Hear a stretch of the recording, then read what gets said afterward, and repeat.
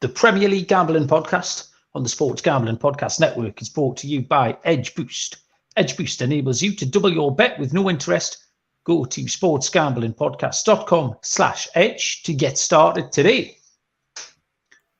Welcome, everybody, to the Premier League Gambling Podcast on the Sports Gambling Podcast Network.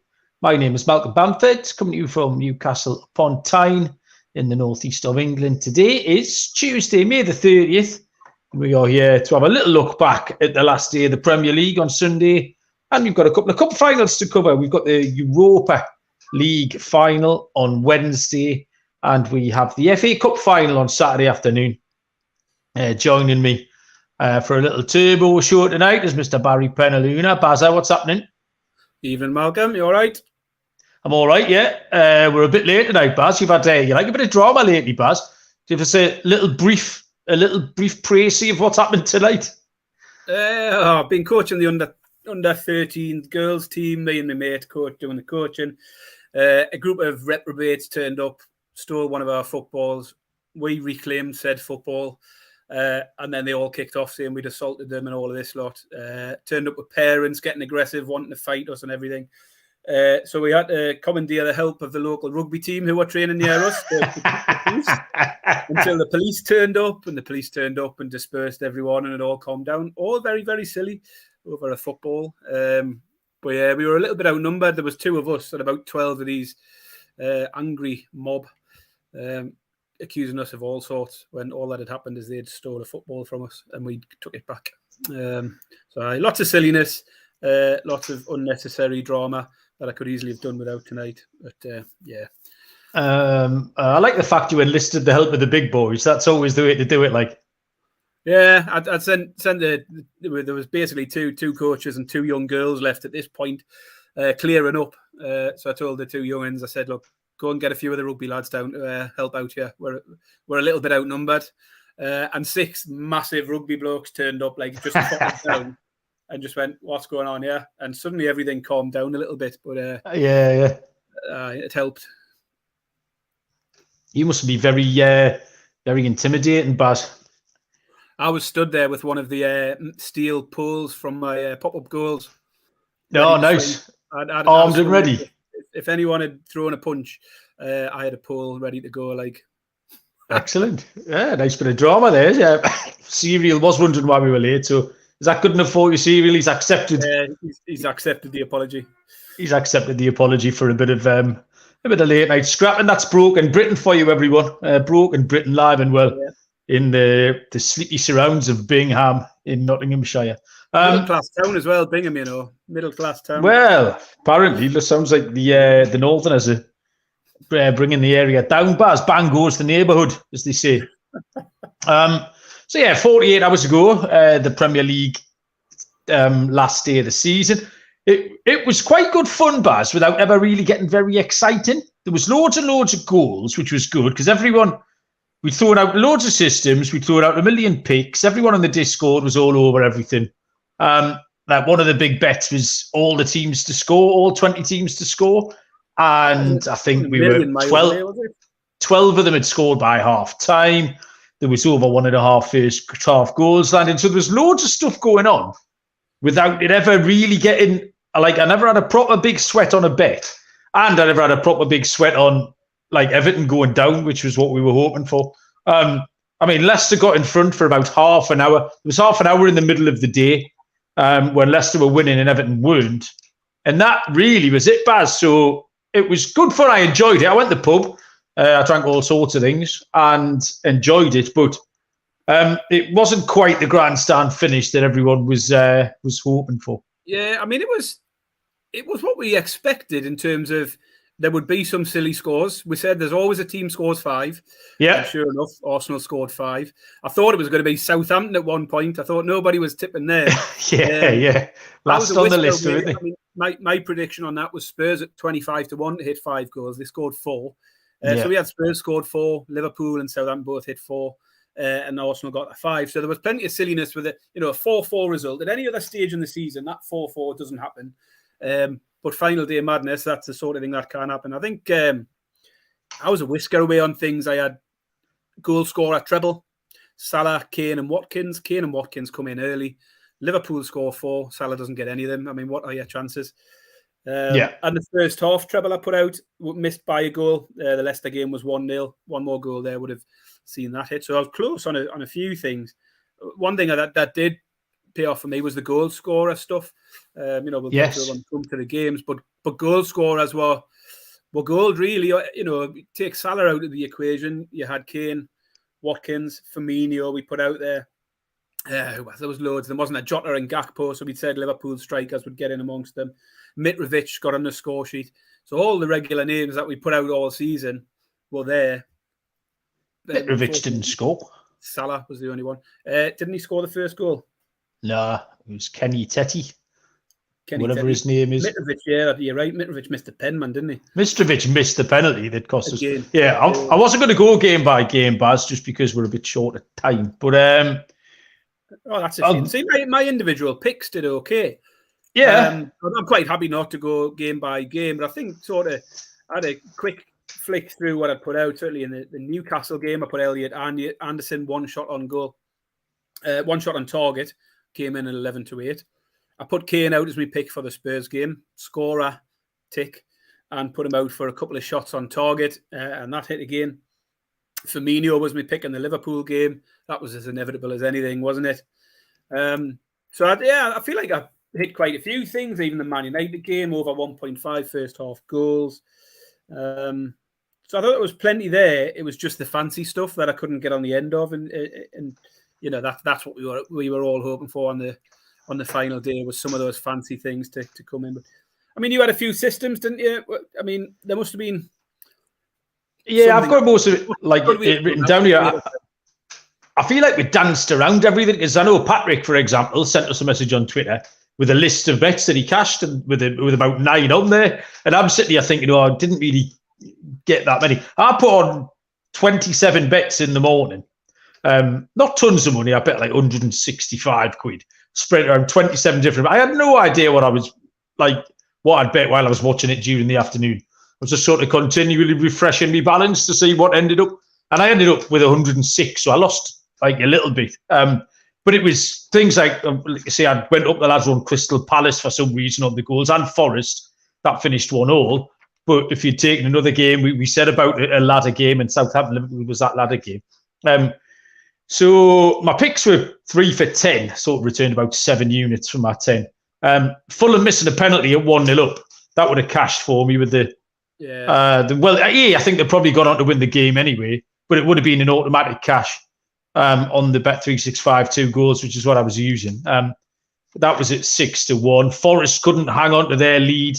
They were at 15-4. So yeah, danced around the systems. The only one that hit over 3.5 goals missed, but the over 4.5 goals did hit. That would have returned a little bit of profit. Only 3 hit, but it was Liverpool, it was Tottenham, and it was Arsenal. So they all hit at 3-1 plus 16-5 and 7-4. So they returned a few. But yeah, we had some scorers as well. Bobby Firmino was a great pick. The Dogs nearly hit. Again, the Fulham missed penalty, and Southampton did have a 2-goal lead at one point.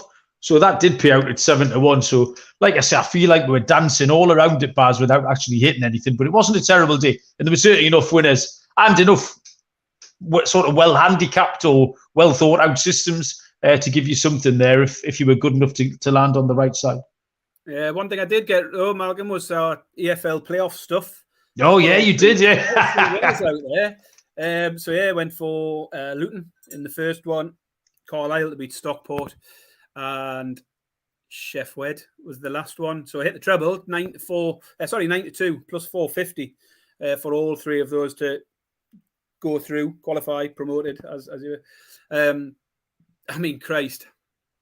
It looked very much likely that all 3 of those were going to penalties, didn't they? And I'm sitting there watching the last one just thinking, these games, they might as well just go to penalties at the start, because they're always just cagey affairs, aren't they? Nobody wants to lose. They all 1-1 as well. Thing.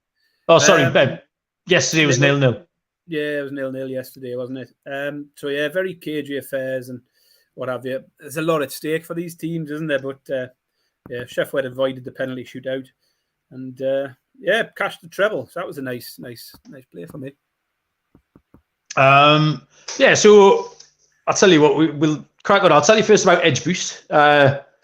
Edge Boost is the world's first bet now, pay later Visa card. Edge currently offers up to $2,500 in betting advances, which can be extremely valuable tool. Imagine what you could do with an increased bankroll. Get down on some of your favourite futures without tying up that bankroll for months. Double down on a favourite bet you like, or even use it to create an awesome middle or even hedge brackets. Gross, not on brand for SGP. Edge Boost isn't some sleazy loan shark, as they charge zero interest.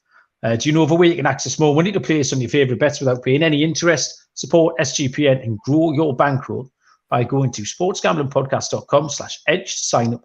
sportsgamblingpodcast.com/edge. Must be 21 years old to use. Problem gambling, call 1-800-GAMBLER. And the NBA Finals and Stanley Cup final contest.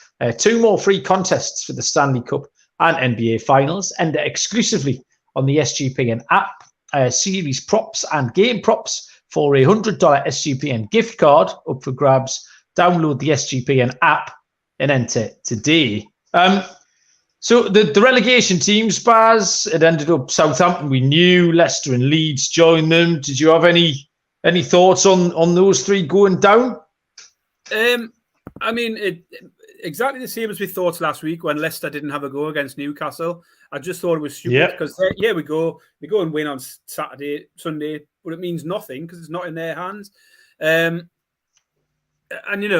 Dean Smith said afterwards he came in and knew they needed 11 points. And it turned out they only got 9. I thought, well, if he knew they needed 9 points, try to get 11. They go to Newcastle, and they come away from Newcastle with 6. Shouldn't he have realised he needed 2 more, as he could only get 3? He couldn't get 5 points on Sunday. That wasn't possible. I think it was a bit stupid, a bit naive of them. I think they had to have a go against Newcastle, and it might not have helped them. But it always felt like Everton would win that game at home to Bournemouth. There wasn't much in that really. I sort of heard that the bloke on a bit of a worldie, wasn't it? The finish, it was a great goal. Finish to win it. And we were all hoping, sort of, everyone in every WhatsApp group I was in was hoping for a little bit of late drama somewhere, and it just never looked like happening, did it really? I think Pickford did have 1 save to make. Yeah, he did. But beyond that, I think you always felt like Everton would hold out once they got ahead. Probably, the 3 teams that go down are the 3 teams that deserve to go down because they've got less points than everybody else. And I don't think you can look at any of them and think they particularly deserved any more than they got. No, Leicester did kind of sleepwalk into it. Leeds, their attempt at stopping up was an absolute disgrace. I don't know what any of the decision-making involved was. And then whatever Sam Allardyce, what got me about Allardyce was, I think it was the second press conference. Ignore all that bollocks about him saying he was Guardiola. The second press conference when he just sat there like a big sad potato and just said a load of big sad potato things. Yeah, I was going to say that talk about this actually. Because I put a tweet out the other day about interim managers and how well that worked for everyone. Dean Smith, Sam Allardyce, Lampard, Stellini for Spurs, and then Ryan Mason didn't do anything for anybody. You could argue Hodgson did make a difference, but as I always said, I think they'd have been okay anyway with their fixtures. But Allardyce, I get why people used to go for him in them situations. But who was it tried it last year? It was Watford, wasn't it? Did he get Watford relegated?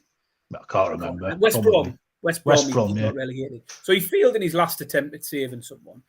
And as you say, you see him sitting in these press conferences, and I'm thinking, how can this bloke inspire anyone? He looks beaten. He sounds beaten. He's totally just downtrodden. As soon as he come in, he just sounded defeated from the start. And I thought, how can he pick anybody up? He used to have a bit more about him, I think, a bit more charisma, and I don't get him anymore. I don't know what the idea is with Sam Allardyce, but I think that was a terrible move for Leeds. And that's not to say they would have stayed up anyway, but I think if Leeds and Leicester had held on to Gracia and Rodgers, I think they'd had a better chance. I think there's a chance they might have got out of it. Possibly not, but I mean, the performances were terrible. I mean, did he pick up 1 point, I think, Allardyce, from that home draw with Newcastle, but they've got to West Ham and lost 4-1. You think they've got a huge game at the weekend against Tottenham and say, right, come on, lads, into these lot today, straight away, 90 seconds, just didn't even bother defending and got beat 1-0. I'm sorry, conceded. And then the same start of the second half. Right, lads, come on, we've got 45 minutes to save our lives. 90 seconds later, Tottenham scored again. Yeah, pathetic attempt.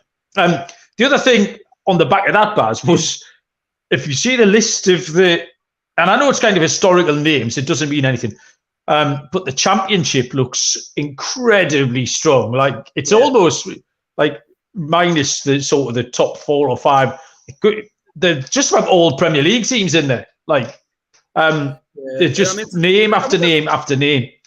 I was wondering, it must be the first time in a while where none of the promoted teams to the Premier League have gone down, is it? I don't know. First time since 2008 or something, Baz, I think. So for a while, I mean, all three of them, Fulham, Bournemouth, Forest, haven't gone down. So it means you're getting 3 Premier League teams going down, obviously. So yeah, I looked at that the other day. You know, the teams coming up: Sheffield, Ipswich, and was it Plymouth? Was the other one? Plymouth. Yeah, that's right. Yeah. Yeah, it will be a strong division. Hard. But then you add in there, obviously, you've got Sunderland and Middlesbrough from our neck of the woods. But I mean, then traditional what you'd consider Premier League teams: Stoke City, West Brom, Coventry, Watford. There's just Norwich City. It's just it's an incredibly tight division, and I look forward to covering that over the summer, Baz. We'll see if we can pick an anti-post winner in that one. Speaking of anti-post, I did have a quick look at the odds for the Premier League next year. What price do you think Man City are? 1 to 2. 4 to 6. Minus 150. Bit bigger than I expected, to be honest. I thought about that. Arsenal second favourites. Are you having that? Well, I'm struggling a bit with Arsenal because I thought they were brilliant up here, but then the other 5 games either side, they were shite. So I don't quite know what to do with them in my mind. There's not much between them all. Arsenal 7-1, Liverpool, Man United both 8-1, Chelsea at 12s, Newcastle 14s, and Spurs down at 40-1. I think Spurs are on a massive downward spiral. I think they could struggle to get anywhere near that top 6 for a while. I mean, sounds like Kane's probably going to go. Can't get a manager in, and once Kane goes, you just look at it around and think, where's the football coming from? Where's the goals coming from? Yeah, it just doesn't. It screams average, doesn't it? That Spurs team, I think. Yeah, absolutely. Yeah. One other thing to mention that Seviel's just brought up in the chat was Dortmund. What was all that about as well? Yeah, so Dortmund just had to beat Mainz, didn't they, in the final game, knowing that they'd win the league for the first time in 12 years. I think the Bayern won 11 in a row now. They went 1-0 down. They missed a penalty to equalise. They had another good penalty shout turned down. Then they went 2-0 down. That was it. Big trouble. And then Bayern Munich went behind, didn't they? Or did they? No, Cologne equalised. Munich were 1-0 up. Equalised, which put Dortmund back in front. And then Bayern got a late winner, didn't they? Which nicked it. So Dortmund did get it back to 2-2, but not enough. Oh man, I thought surely Mainz have got no interest in winning this game. Like, everybody else in Germany must be sick of Bayern winning it every year. And you look, the Mainz players at the end looked like really, really disappointed with themselves. Like they were the sort of they all went off sulking and stuff, you know, not celebrating the point against Dortmund. It looked like we're like, oh, what have we done? We've just given another title to Bayern Munich. But that was a proper bottle job, like. Yeah, it was. Well, I was good at that back. Mainz at 5-4. So in the 95th minute, I was counting me money, and then he stuck that one in the bottom corner, and then the ref blew the final whistle. So I really couldn't have got any worse for me. Like it didn't do anything for me at all. Right, Baz, we've got 10 minutes to have a look at these two cup finals. Wednesday night, 8 p.m. kickoff, which is 3 p.m. Eastern time. the Europa League final. Sevilla will take on Roma in Dublin at the Aviva Stadium. Sevilla are 7-4 plus 175. The draw is 19-10 plus 190. And Roma are 15-8 plus 187. They are the 90-minute prices, the prices to win the game in 90. To lift the trophy, both teams are 10-11, minus 110. Sevilla have got a record 6 wins in this competition. The nearest teams have got 3 wins. Quite an incredible record in this competition. They've never lost a final. Roma have never won this competition.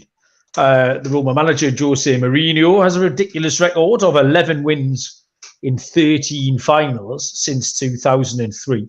And he has a 100% record in European finals, 5 for 5, 2 Champions Leagues, 2 Europa Leagues, and 1 Conference League. So Sevilla are sitting in 11th place. They've got 1 game left to play. They're sitting in 11th in La Liga, having won 13 of their 37 league matches. They've not won in 3. But like I say, they're a different team in this competition. They ended up in this competition, they got kicked out of the Champions League, having finished 3rd in the group behind Borussia Dortmund and Manchester City, which was fair enough. So they parachute into the Europa League, where they beat PSV 3-2 over 2 legs. They beat Fenerbahce 2-1 over 2 legs. They beat Manchester United 5-2, and then beat Juventus in the semi-final 3-2. Things that stood out for me here were they didn't win an away leg in any of those games. They lost in PSV, they lost in Fenerbahce, and they were 2-0 down at Man United until Man United completely imploded in the last 5 minutes. Then they got a 1-1 draw in Italy against Juventus. So I know it's neutral ground, but still away from home, away from their stronghold, I'd be really loath to take them in 90 minutes. I just couldn't do it, having looked at those form lines. Roma are 6th in Serie A, won 17 of their 37 games. They're in terrible form, 7 games without a win. It's completely blown their Champions League qualification hopes. In this competition, they finished 2nd in Group C behind Real Betis, won 3 of their 6 games before they beat Salzburg 2-1 on aggregate, Sociedad 2-0, Feyenoord 4-2, and Leverkusen 1-0. In all of that time, Roma only had 1 away win, and that was in the group against Helsinki. Not exactly stellar opponents. This final does have a history of goals. 28 goals in the last 8 finals. The last 2 have both finished 1-1, and that looks like the score to me. I can't take Sevilla to win. The presence of Jose Mourinho looms large over this game. I've got the draw as my main pick, Baz, at 19-10 plus 190. The correct score, I don't think it's going to be 2-2, so I think you could do worse than splitting your stakes on 0-0 at 5-1 and 1-1 at 9-2. And like I say, I can't ignore the presence of Mourinho. So I think Roma to lift the trophy, even though Sevilla have got an incredible record, Mourinho, that 5 for 5, he just knows how to get it done. 10-11, Roma to lift the trophy, possibly on penalty kicks. That would be my plays on this one, Baz. Yeah, I mean, he does know how to get it done. He also knows how to just stink the place out with a horrible brand of football. That can be dull as anything to watch. I mean, I don't profess to be any kind of expert on Italian football, but we've seen enough of Mourinho's sides over the years to know what he's all about. And by all accounts, from looking into this, it hasn't been pretty watching Roma in the last couple of months. They failed to win any of their last 7 league games. They had a top 4 spot within their reach and blew that. They finished up 6th. Obviously, Champions League spots up for grabs here for the winner of this one. But I'm not convinced it's going to be Roma, and I think it's hard to back them on their current form. As I say, they haven't won any of the last 7 games in the league. Obviously, they got past Leverkusen with a 1-0 win in the first leg, and then they just shut up shop. Second leg, they finished the game with just 1 shot on goal and an XG of 0.03. So if Roma get ahead, we know exactly what we can expect from them. Low scoring. It hasn't been Sevilla's finest season, but they have improved vastly in the second half of the season. They lost 2-1 to Madrid at the weekend, But that was their first defeat in 7 games and just their second defeat in 13 games. They have got here via a tough run. They've beaten PSV, Man United, Juventus along the way. And I think I can back Sevilla here, but I'll take them to lift the trophy, as I do think it could be a tight one. I just think Sevilla will be a bit more ambitious in their approach, and I think they can get the job done here. So Sevilla to lift the trophy, I think, is available at evens, and that was the way I was going to go with it. Did come up with an interesting stat looking at this one, though, researching the recent forms of the two teams. There's been a red card in each of Sevilla's last 4 games. 3 of them for Sevilla themselves, and 1 for one of the opposition. And since April, so in the last 2 months, Sevilla games have had 7 red cards in total, 5 of them for Sevilla, 2 for the opponents. And cards did seem a regular feature in Sevilla games lately. There were 7 cards shown in each leg of the semi-final against Juventus, so 14 over the 2 legs. And over the 2 legs against Man United, there were 12 cards, 8 in the first leg, 4 in the second. I think over 5.5 cards in this game is therefore something that appeals to me. It's a little bit short, around 4 to 6 or something. Possibility for a ladder there as well. There's plenty of potential for cards in this one. So my main pick, Sevilla to lift the trophy at evens. I'll take the over 5.5 cards at 4 to 6. And if you're looking to get involved in any kind of bet builder, then I'm looking at El Naziri for Sevilla. He's 8 to 5 to score any time, so plus 160. But I might look at him for shots on target and things like that, because I fancy Sevilla to have a go. I think they will be more ambitious than Roma. So yeah, those are the picks for me. So we've made people wait 40 minutes, Baz. I give out Roma to lift the trophy, and you give out Sevilla to lift the trophy. That's I thought you'd give out the draw. I must have switched off as you carried on through here. Well, yeah, I carried right on, Baz. After the draw happens, it goes to penalties, and Roma win on pens at plus 750. You're wrong. Well, yeah, so are you. Okay, then. So let's see if we can conquer. I bet we're in agreement on this next one, but we're definitely in agreement on this next one. FA Cup final is Saturday afternoon. Manchester City against Manchester United. Manchester City 2-1 on, minus 200. The draw 15-4, plus 575. And Man United 19-4, plus 475. That's not right. It's the other way around, isn't it? The draw is plus 475 and Man United are plus 575. Not that it matters. Baz, lead us off. Yeah, so City are in a slump, Mal, aren't they? They're falling apart. Slump. We've got 2 games without a win now. Absolutely falling apart. No, but realistically, I think we draw a line through those 2 games versus Brighton and Brentford, where City had won the league. They made a few changes. I mean, we've not seen Grealish for a few weeks now. I think he's been drunk for the last 2 weeks. But plenty of other changes and rotation. Haaland didn't get involved at the weekend. De Bruyne wasn't involved. Diaz. So plenty of changes. And really, they just cruised through those couple of games without getting out of first gear. Amazingly, given City's dominance in the last decade, they've only actually made the FA Cup final once in the last 10 years. That was a surprise to me. 6-0 win over Watford. You're going to tell me I'm wrong there, aren't you? No, I was just going to say, if you'd asked me, I would have bet 8 times. I seen you unmuting yourself. I thought he's going to tell me I'm wrong. If you should have asked me then, because I could have made a complete utter fool of myself. Because I've definitely watched them 8 times in the last 10 years in the cup final. Well, there you go. Must have been the League Cup final all the time. They beat Watford 6-0. I remember the Watford game. This will be Man United's 3rd visit in the last 10 years. They had a win over Palace in extra time, and a 1-0 defeat to Chelsea more recently. Chelsea have actually been there in 5 of the last 6. So that's who you've seen. Yeah, that must be it. Chelsea apparently get there every year, just about. The last 2 finals have both been low scoring. Liverpool-Chelsea stunk the place out, didn't they, with that 0-0 last year? Yes. An absolute ball fest. Went to penalties, and that was that. Leicester beat Chelsea 1-0 the year before. So the last couple have been slow burners. So I looked at the head form between the 2 teams. Man United won the last one 2-1. That was the infamous Bruno Fernandes goal, where Rashford was definitely not interfering with play. The 2 prior to that, though, were City wins, 6-3 and 4-1. So we've seen 17 goals in the last 3 head-to-head matches between the 2 sides. So I'm going back again here to Man City's form against the so-called bigger sides. They beat Arsenal 4-1 and 3-1. They beat Liverpool 4-1, Bayern 3-0, Madrid 4-0, Leipzig 7-0. And I think if Man City come out and hit a stride like they did in that Madrid game, it could be a walk in the park for them.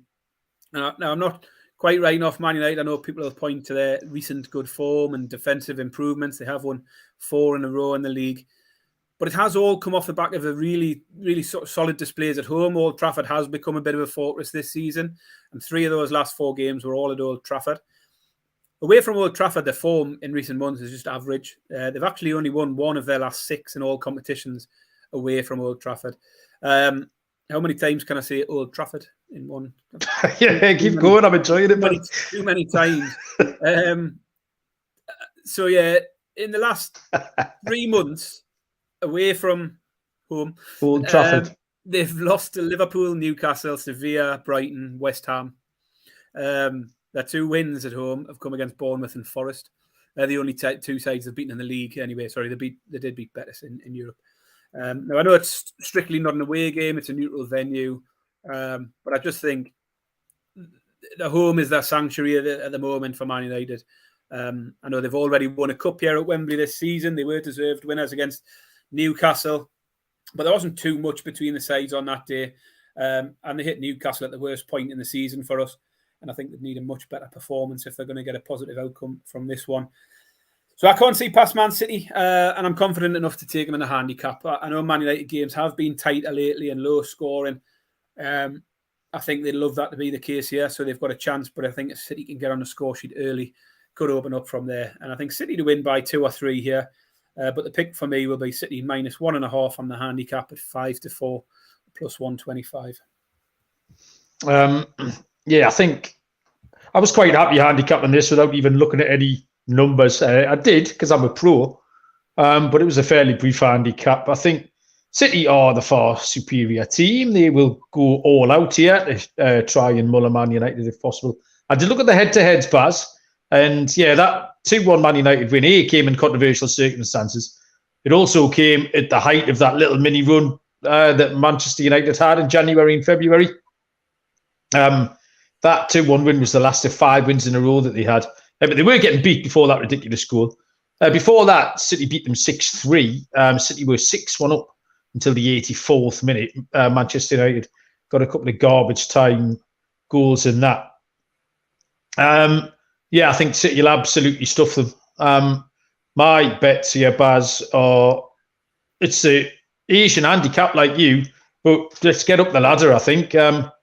Minus 1.5 goals is 5-4 plus 125. Minus 2.5 is 26-9 plus 290. And then it only went up to minus 2.5 or minus 3. 17-4 plus 425. The other way to take it is your team total. Over 2.5 Manchester City goals. 6-4 plus 150. Over 3.5, 4-1. Over 4.5, 10-1. That might be the one for me, Baz. Yeah, I think they'll absolutely. I mean, it'll be, we've got to finish the season off with a nice ladder, haven't we? And yes, definitely got potential, hasn't it? 100% it has, Baz. I might see. I'm off to Mallorca tomorrow. Most people who've been joining us in the chat are all excited for my holiday. So yeah, I'll watch the Europa League in Spain tomorrow, and then I'll watch this somewhere. I was considering going to Mallorca at home on Sunday night, Baz. Last game of La Liga season. Right. Except they're at home to Rio Vallecano, and I've already seen them once this year. They came and played Newcastle pre-season. So I don't know if I can stomach another Rio Vallecano outfit. I'll have to see how bored Bob is. If Board's climbing the walls because he's got nothing to do on his holidays, we might have a little trip up to Palma and watch Mallorca against Vallecano. But other than that, I'll primarily be horizontal with a beer in my hand for the next few days. Fancy pants, indeed, Captain Insano. Baz, anything you need to tell the people? I've got to be doing baseball in 6 minutes. No, I'll leave that to you. I think we'll probably be a week before we're back on again when we will cover the Champions League final. So we probably skip our show at the weekend and get back on next Wednesday or Thursday to cover that. But otherwise, it's been good. It's been our first Premier League. It feels like we've done a full season, Malcolm. Then you remember we only started this after the World Cup, so we've only done half a season of Premier League podcast. But it's been good fun, and I think there's plenty of people have got involved and supported us, and that's greatly appreciated. But keep doing that. Make sure you keep liking, following, reviewing, all of that sort of stuff.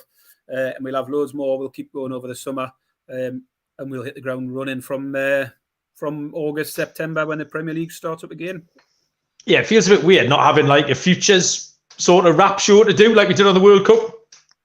Yeah, like the £1 million show primarily, which exactly that'll be the highlight I think of this pre-season, Baz, will be the Premier League £1 million show. But there's so much to keep us going over the summer. So it might be once a week, might be twice a week. We'll just see. Probably next Thursday night for the Champions League because I'm travelling on Wednesday. But yeah, look out for Thursday night Champions League picks. Gives us plenty of time. Baz, would you like to say Old Trafford once more before we go? Yeah, Old Trafford. Old Trafford. Good luck with your bets. Hope they get stuffed. We'll see you down the road. Cheers.